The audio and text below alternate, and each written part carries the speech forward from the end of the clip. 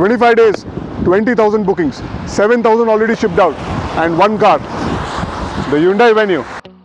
I was walking down the street and you were there staring at me, standing there as if we should meet, and I knew with you it'd be easy. I've touched your soul and then I knew you'd run away with me. I'm in your thoughts and all you want is to lay down with me. I'm not driving the car the way the media personnel did in Guwahati, but we are driving this car in the heart of Mumbai city, in proper Mumbai monsoons. And the engine I'm driving, well, the variant I'm driving is the 1 liter DCT, which is supposed to be and should be the most popular choice, at least in the metro cities. Speaking about the engine, this is an all-new 1 liter Turbo Petrol, and well, as you know, the specs are 118 horsepower and 172 Newton meters of torque. So with this new engine, Hyundai is trying to prove that bigger isn't necessarily better. So what is the need to develop such a small engine and drop a cylinder? There are particularly two reasons. The first reason is the KYOTO protocol, which goes back in the 1990s, where the automotive manufacturers took an oath that they will save the environment with better carbon emissions.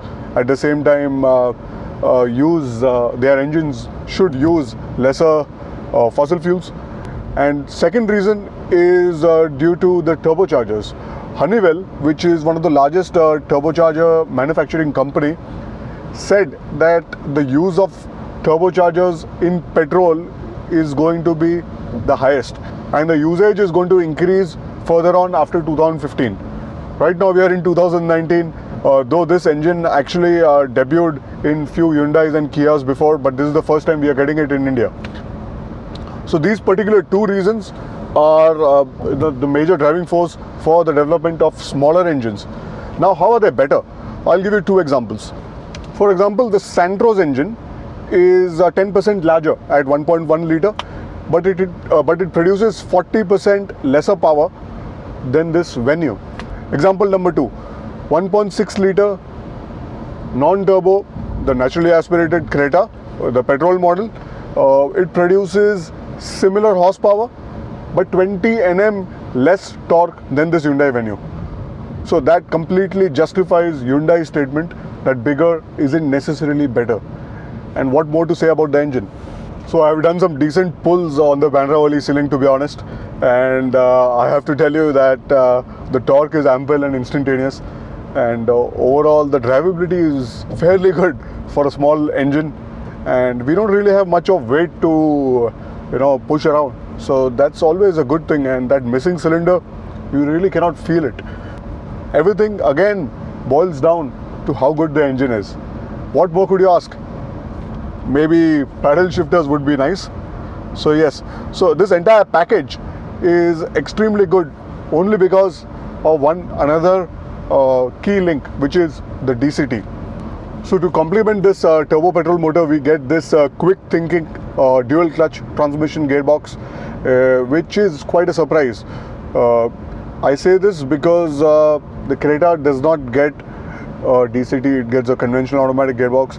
Similarly, another important car in the segment, the EcoSport, had the DCT, but now in the facelift version it has the regular torque converter.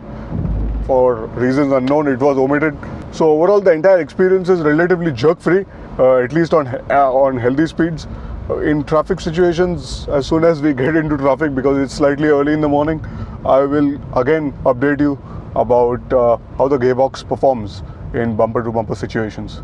Now coming to the ride quality, overall I feel it's a pretty good riding car, and major thanks to the 215 60 R16 profile tires, though they are MRF, but I think the profile is working more than the brand here. What's really good is the suspension, which does this job magically in a much more silent way, and which is a great thing. I know this is a pretty much a showroom fresh car, but still you can expect this to last, because you really get an idea sometimes if the car is fragile or not. and this does not feel fragile as those Hyundai hatchbacks out there. And it's typically a good job here by Hyundai. And other than that, I think the ground clearance, it stands at 195 mm, the unladen one, I believe, and that really surely says there is barely any chance of bottoming out. At least that's not really possible if you're driving solo. So I believe that's again a much more confidence booster in the city, bad road conditions like Mumbai. So handling wise, being an EcoSport owner, I genuinely feel that has slightly better steering feel. I may be biased here, but I don't know. It's something about that Ford which feels slightly better. So yeah, we had to discuss the gearbox in traffic conditions. Before that, I would say, you hear this? The horn sounds really aftermarket-ish, and this is not a good job. So definitely a thumbs down for Hyundai for tuning the horn, and it could be better. Much more premium was expected here. So yes, the traffic and the DCT gearbox, it is handling it pretty well. We have been now much more into the so-called rush hour timing of Mumbai, almost hitting 9 a.m. and I genuinely feel the gearbox is coping okay-ish. It does not feel jerky at any time. Even if I want to right now, I switch to the manual mode. Right now I'm in second gear. It does pull out of it almost from the speed of 10 without much hesitancy. Oh yeah, high RPMs, it gives away that it's a 3-cylinder. So I have to take back what I said earlier, I think. See this? So I don't know. Not the best sounding engine, but responsive enough. Oh yeah. Okay, it's time to address the elephant in the room, which is the rear seat space. This seat has been set as per my driver height positioning. This has been completely pushed forward. So I see a decent amount of space out here. So if there are that chauffeur driven audience out there, they will not really complain. Coming back to this space out here, well, the only good thing is you can really slide your feet under the front seat. Most Hyundais have been designed, their seats have been designed accordingly. I know many cars which don't allow that to happen. So that is the only relief. Overall, this is not as spacious as say an EcoSport. Definitely that's a much more airy cabin. Speaking of airy cabin, thankfully we have a proper sunroof and that is again another relief which will make you feel less claustrophobic. So that's about it at the rear. Let's go and hop in the front because that's where all the activity is happening. So the front is the place to be. I genuinely like the black interiors. They are better to maintain in the long term. Definitely I genuinely like the overall ergonomics and the idea of a compact crossover SUV body style. I can see the bonnet and it's not really stooping downwards, it's sort of flat, so that always feels good. Other than that, the screen is absolutely fantastic and slightly aftermarket-ish, and I believe this could have been integrated in a better manner. Other than that, it's a feature-packed cabin, and for this segment it's genuinely astonishing what Hyundai has done here, and I'm really proud. I'm really happy that we have so much of features accessible at this price point, and the Germans would be really nervous now. And other than that, space, it's better than the rear seat. I have two 1 liter bottles. I can easily place them in the door pads here. Everything is just well put together, and it's definitely a big thumbs up as far as the front interior feel is concerned. So if you're still confused whether to buy the Hyundai Venue or not, so this next segment is just right for you. So for those of you who are still confused about the buy decision of the Hyundai Venue, this segment is just for you. So we are going to conduct a quick SWOT analysis and discuss the strengths, weaknesses, opportunities and threats of the Hyundai Venue. Starting off with the strengths. Pricing. Well, the entry point, the entry level Hyundai Venue actually undercuts its chief competitor, the Vitara Brezza, by a handsome margin. So overall, also the way it is priced, it is definitely going into the strengths. Next up, features. Well, it's not an unknown fact that one of the USP of the Venue is that it is feature packed, and a lot of segment first features are also making its way into this price category. So that definitely goes into the strengths. Next up, the engine gearbox combo. The 1 liter turbo petrol you can buy with the DCT as well as a regular manual. You do have the diesel options available, but still the engine gearbox combo of the 1 liter plus DCT is actually the ace in this Hyundai Venue lineup, and definitely it goes into the strengths. Ride quality. So as I say again, the tires play a very important role in achieving that ride quality and handling balance.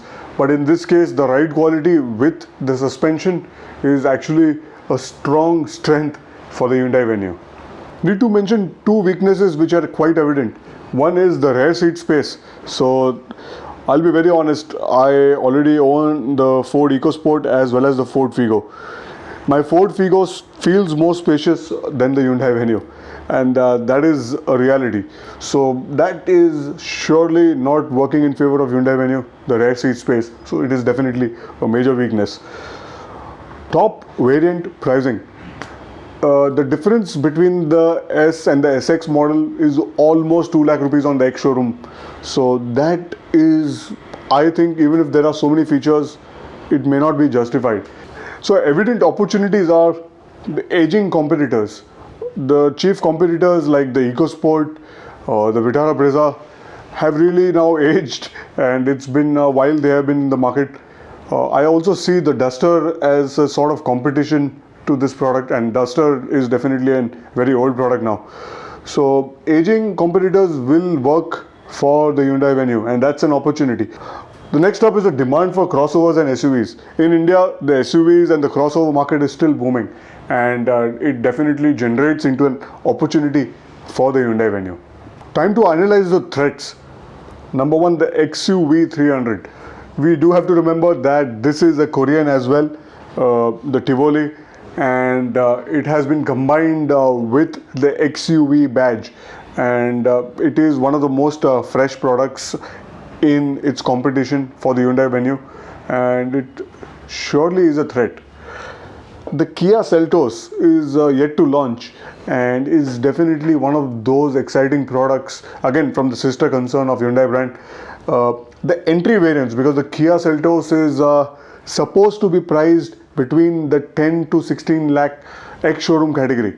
So that is actually going into the segment below. I mean, the top variant of the Hyundai Venue and the base models or the mid-spec variants may be considered.